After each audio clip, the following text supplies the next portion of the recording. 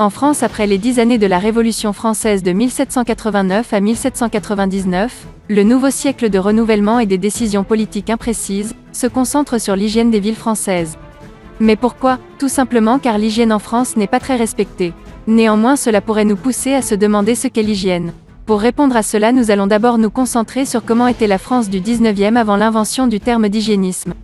Intéressons-nous d'abord aux villes avant les aménagements et les précautions nécessaires pour l'hygiène. Généralement dans les grandes villes, la salubrité est très présente due à une population très dense. Par exemple, sous la Restauration à Paris, la ville est nauséabonde, sale et très boueuse. Les conditions d'hygiène étaient plus ou moins désastreuses.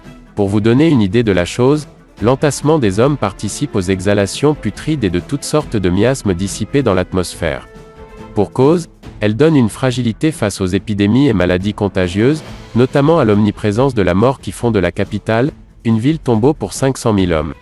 Ce sont les centres-villes anciens aux fonctions multiples, qui subissent l'afflux de la population et engendrent une hausse de la mortalité. En 1832, l'île est touchée d'une violente épidémie de choléra avec une population de 70 000 habitants. La moitié d'entre eux sont issus de la classe ouvrière pauvre, et habitent principalement dans des quartiers de Saint-Sauveur, ou de Saint-Maurice dans des conditions de logement épouvantables. Une population pauvre où la mortalité règne en maître, et où des enfants et des familles vivent près de canaux et contribuent à accentuer l'insalubrité générale, et à la transmission d'épidémies mortelles. Dans une population très dense, il y a forcément des interactions entre les gens. Mais comment sont favorisées ces transmissions au XIXe siècle? L'une des maladies bien connues au XIXe siècle est la syphilis.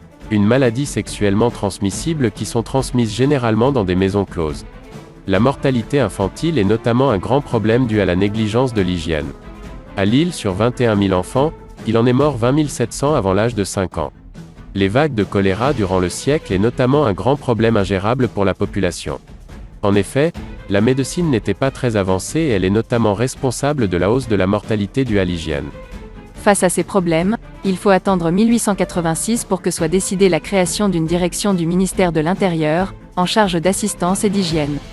La France est l'un des derniers pays européens qui rend obligatoire la vaccination antivariolique, par sa loi relative à l'amélioration de la santé publique.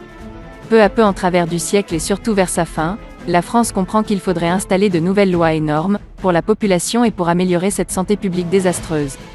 Dès 1802, des lois ont été écrites pour l'obligation d'un examen médical régulier pour toutes les prostituées.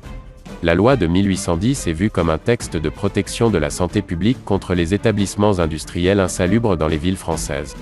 En 1822, une loi qui modernise simplement le dispositif de protection contre l'invasion d'épidémies venues de l'extérieur.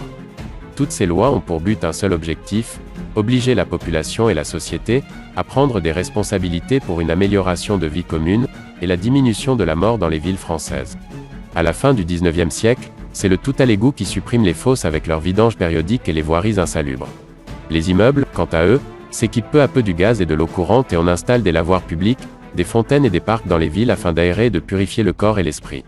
Lyon est d'ailleurs une ville qui connaît de nombreuses améliorations hygiénistes avec la construction de bains-douches, d'une pompe à vapeur, de fosses d'aisance et une usine d'incinération des déchets.